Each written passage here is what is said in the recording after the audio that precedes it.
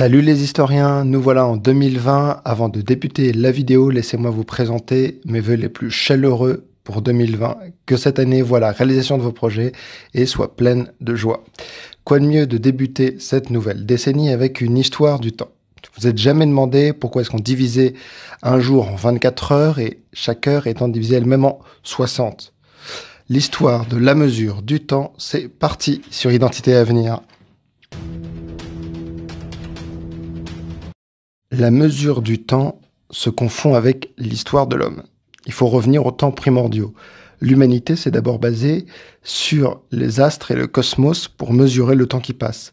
Car en suivant le rythme des saisons, le retour du soleil, les cycles de la lune, l'homme s'est aperçu que le temps était cyclique. En Chine, en Égypte ou au Proche-Orient, vous savez, les premières civilisations, Sumer, Babylone, Our, on a calculé le temps avec un gnomon. Vous voyez cette espèce de bâton qui apparaît à l'écran, qui calculait donc l'avancée du soleil, et puis ensuite le cadran solaire, plus connu de nous tous. C'est de cette technique que nous vient le découpage d'une journée en base 60, comme les 60 minutes d'une heure et les 60 secondes d'une minute. Avec le gnomon et le cadran solaire, on calculait les angles en degrés en suivant l'évolution du soleil, en fonction de ce cadran. Cette technique existe depuis le 2e millénaire avant Jésus-Christ. Les 2 fois 12 heures de la journée nous viennent, quant à elles, des Égyptiens qui, autour de moins 2100, ont observé 12 décans au cours de la nuit et qui furent ensuite maintenus toute l'année, y compris pour la journée. C'est donc d'abord la nuit en Égypte qui fut mesurée. Sautons quelques siècles. En moins 45, Jules César demande à un astronome grec, Sosygène d'Alexandrie, de réformer le calendrier romain. C'est la naissance du calendrier julien qui porte le nom de Jules César. Cette année, dans le calendrier julien, dure 365,25 jours. Évidemment, tous les 400 ans, du coup, il y a 3 jours de décalage. On saute encore quelques siècles en 1582. Il y a donc 10 jours de décalage, vous avez déjà calculé. Il y a 10 jours de décalage sur l'année astronomique réelle, en fait, c'est-à-dire le véritable cycle de la Terre autour du Soleil. Le pape Grégoire XIII demande à Luigi Giglio, un astronome italien, de réformer le calendrier julien pour remédier à ce décalage. Et la chrétienté, en fait, célèbre Pâques en fonction du cycle de la Lune, et non pas en fonction d'une date précise. Le calendrier grégorien est adopté et on supprime 10 jours. En 1582, on est donc passé du 9 au 20 décembre sans rien demander.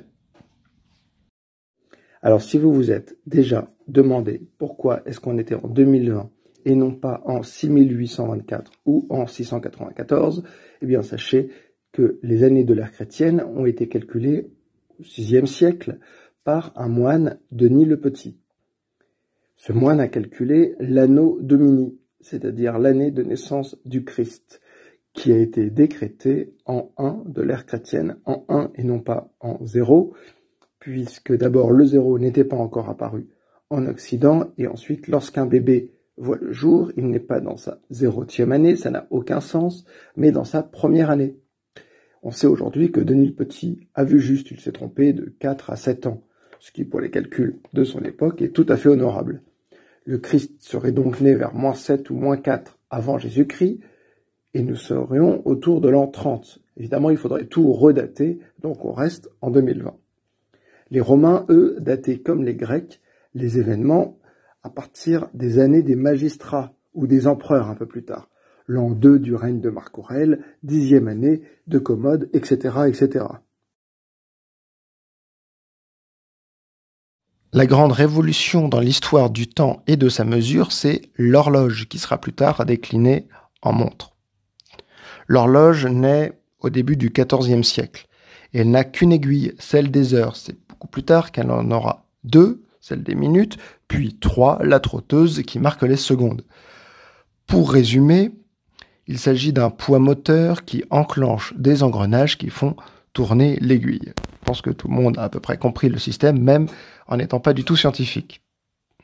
L'horloge à pendule va se développer en fait au cours du XVIIe siècle, et c'est au XVIIIe que les plus riches auront une horloge plus petite qui s'appelle pendule. Si vous êtes déjà allé dans un château du 18e, à Versailles ou autre, il n'y a que des pendules dans chaque pièce.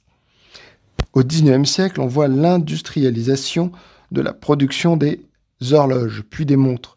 L'Est de la France, l'Allemagne, spécifiquement en Forêt-Noire, mais également la Suisse, sont en pointe. Et en fait, il faut savoir que c'est le chemin de fer, le développement des trains, qui oblige à être réglé sur la même heure. Du sablier à l'horloge atomique, aujourd'hui, il y a donc la même volonté de mesurer le temps. Pour qui passe, pour le maîtriser, pour dater les grands événements et pour savoir où on en est dans la course du temps. Je vous laisse, il est déjà 11h37. N'oubliez pas de vous abonner, de partager autour de vous et à très vite.